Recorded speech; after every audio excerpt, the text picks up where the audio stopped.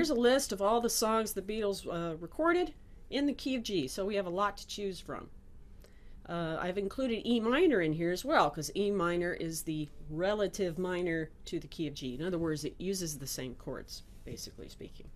We're going to use the chords G, A minor, just one little B minor, and we'll talk about that one later, C, D, maybe a D7, an E minor, and then there might be a few others that might pop up on occasion, like maybe the F chord.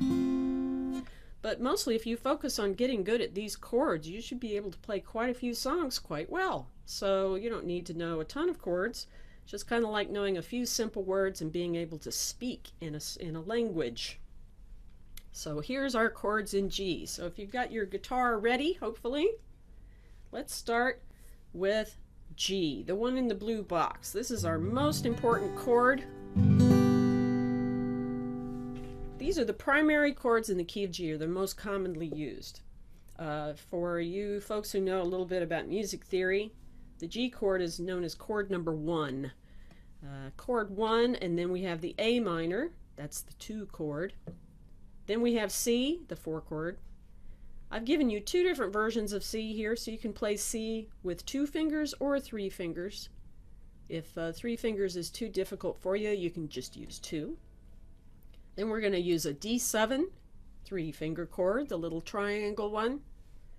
Then we're going to use E minor, everybody's favorite easy chord, using 2 fingers right next to each other, and you get to strum all 6 strings. So when you're forming your chord shapes, keep in mind that the way to develop muscle memory is to get good at forming the shape, play the chord, feel it, play it, and hear it.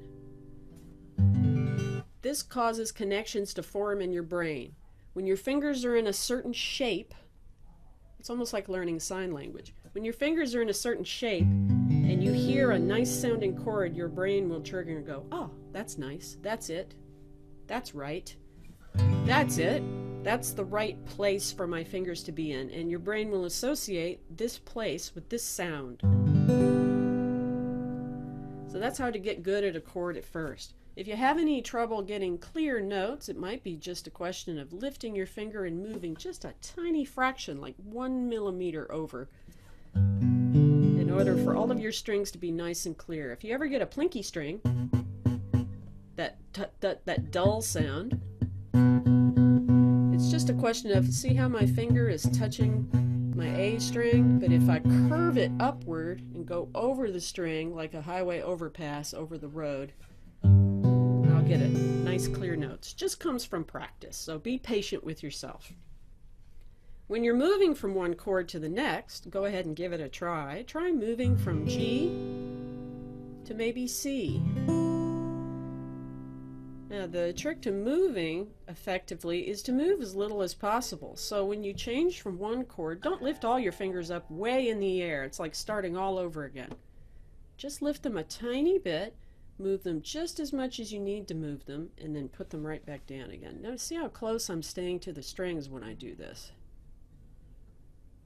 It's like a dance step. If you're going to do a dance step, you don't want to bring your feet way up into the air.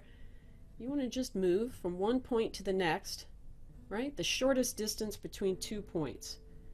That's the key to getting really good at chord changes. I would pick 2 chords and just go back and forth in between them.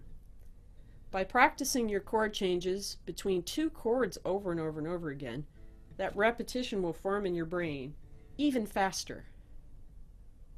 Right? So, picking 2 chords, G, C, G, just do some gentle strumming. And by focusing on 2 or maybe 3 chords, we'll add in a D7 here as well. Now I'm just going to go back and forth between C and D7. This is just a good way to get warmed up as well, even if you're good at your chords already. Just get your brain familiar with the shapes and the feel of it before we go into songs.